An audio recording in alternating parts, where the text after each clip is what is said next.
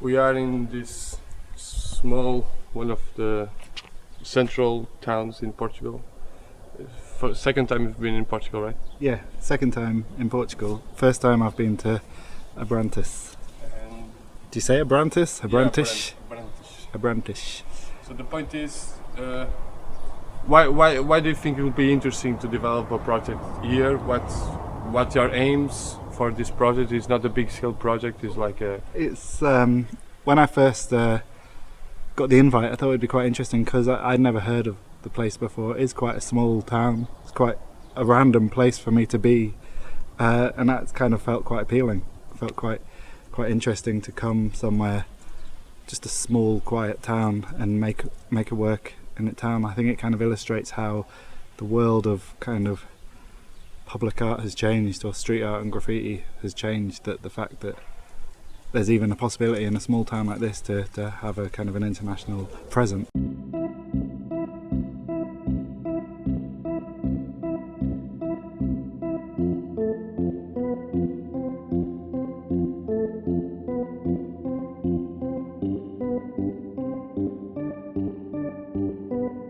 I'm a graffiti painter. I started as a graffiti writer and have grown up and matured, and I'm now an artist.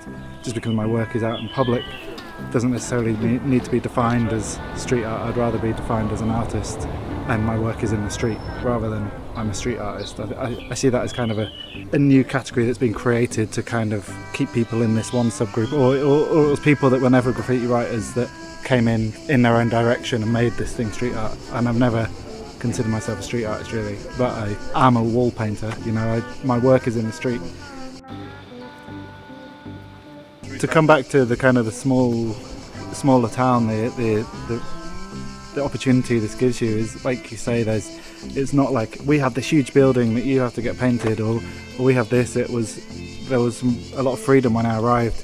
Kind of, which wall would you like to paint? Where would you like to paint? And I find it quite amazing, say, to meet the mayor, to meet people, all the kind of city officials, and they're like, "Oh, you want to paint this wall? Great!" It's like it's a weird parallel future that 10 years ago I did a Euro trip when I was a graffiti painter, staying on graffiti writers' couches, painting the walls, the trains, and it was like that was the life I grew up in. And if someone had said back then, "Oh yeah, and in the future you'll be travelling around and you'll meet the mayor and they'll allow you to paint the wall, they'll invite you and say, please come and paint this wall," you know, there's kind of, you can never ignore the kind of, that even in a small town like this, people are so welcoming and so open.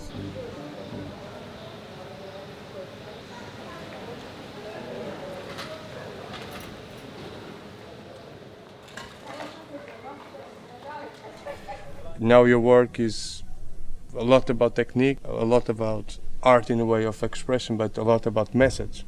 So what's the message now? Yeah, well, it's interesting. I kind of have had various, like, I see them as different themes that I've kind of worked along in, like, for the last, say, 10 years. I've kind of been working with this graffiti fetish idea, this kind of fetishism for space and materialism and kind of material objects, and this kind of fetishism for objects and belongings and stuff. And I kind of am now in a new theme of work, a new stage of work, which is kind of about our existence, or our artwork's existence in the world. And this is the kind of gif-iti work that I'm doing at the moment. It's very much more.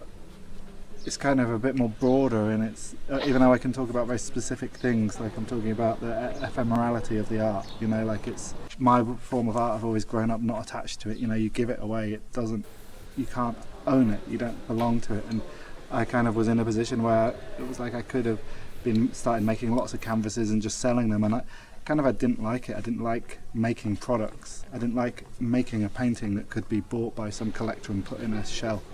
So I kind of am really interested by that nature of, like, how things exist, and I think it's kind of reflective on life as well. You know, it's like we're all going to die. I guess it's, as I'm older and I've had kids, I kind of am much more reflective on our position in the world and who we are, and it's kind of thoughts like nothing lasts forever. Like the wall I'm painting now is like, because nothing. You've got to enjoy it while it lasts. You enjoy the process, enjoy the moment. Like you can't rely on anything forever. Nothing is around. You know, I'm going to die. My I've got to enjoy the time I have now, or the success that I'm having with some stuff at the moment isn't going to last. You can't rely on anything. So the piece that I'm working on with the title of Nothing Lasts Forever is really it's very broad in its scope, or it's very directly about the process. I find it quite interesting to kind of really exaggerate this process. Like I would paint over a painting instantly. It's like open a new world in a way. Yeah, and just kind of to show the disposability of it. Or like it's nothing. It doesn't matter. I'm painting it. I'm putting all this work in, but I'm painting over it straight away, and then someone could come and paint over it. It doesn't matter. But then I create this kind of infinity, this like weird bit of something that exists on the internet forever, and that's kind of really what excited me, is this idea of giving like time and space to infinity, because I have different themes that I approach with the GIFs a lot, and they're kind of about our time. It comes back to our time on Earth. I paint it, take a photo, paint a little bit more. When you could do this in Photoshop, you could do this on the computer, but then there's something kind of satisfying to the viewer, and satisfying to myself, but satisfying to the viewer when they see the work and they know all that time and effort's gone in. It's like that analog digital. It's that crossover between handmade and digital. Like there's some amazing digital art, but I don't think it quite resonates with people. But as soon as there's the handmade, the laboured, you can personally connect to it, and you get the kind of the digital satisfaction, but that there's analog and human process human behind, process and not just a random process or whatever. Change place? Okay. I was next question. You were saying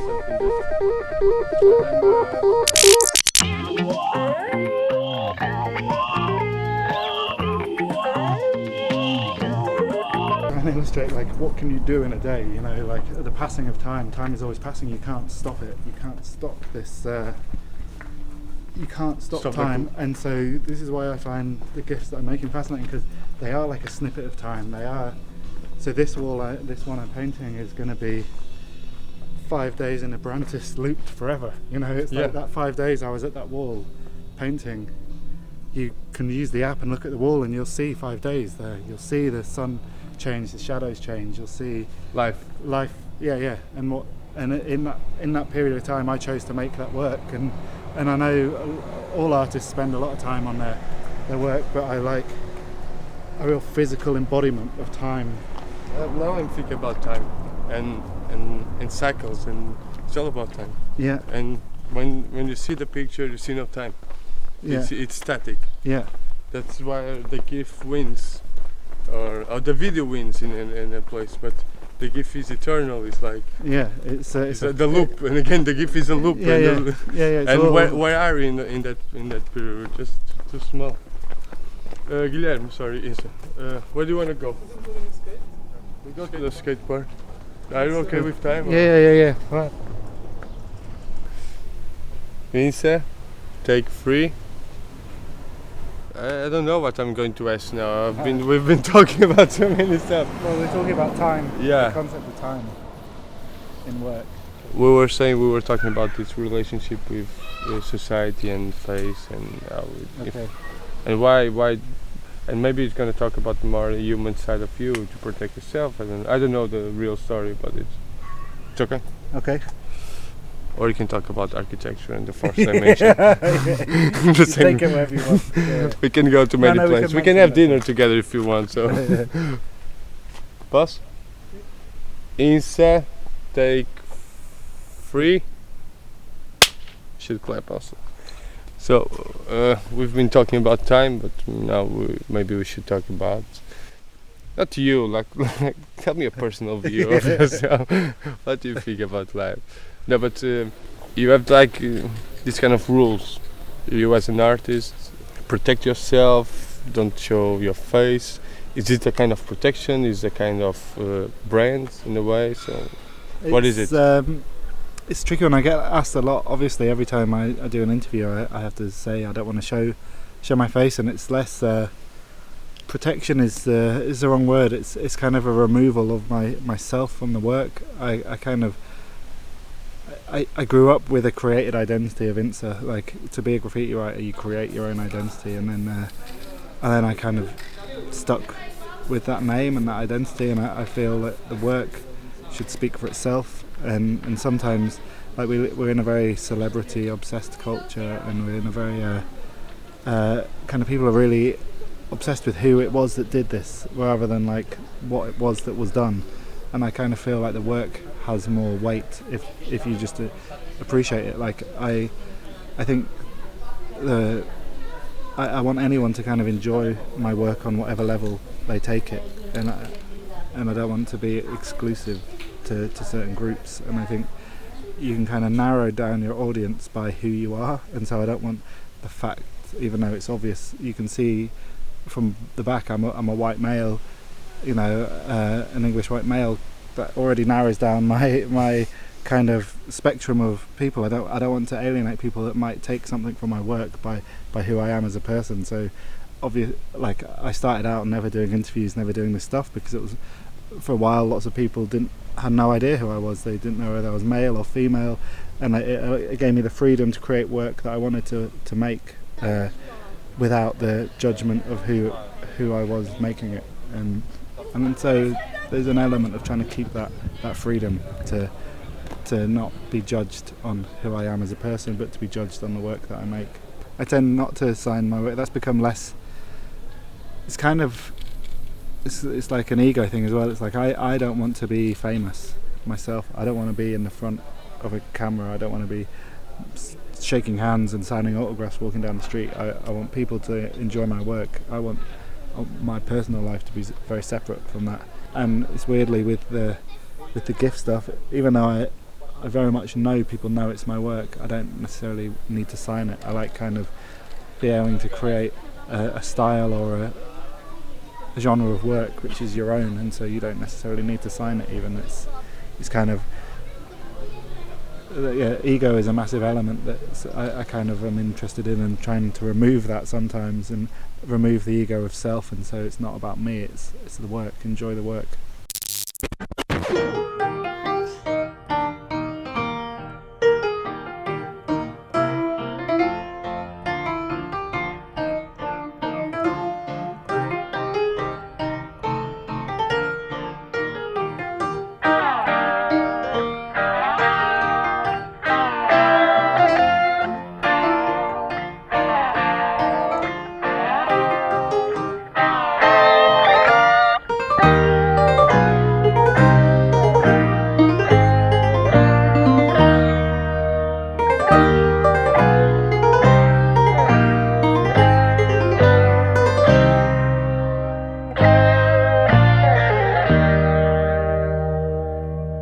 We all die, but we all live forever online.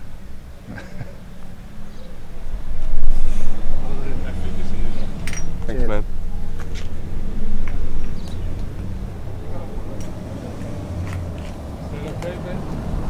Maybe. Does that sound okay?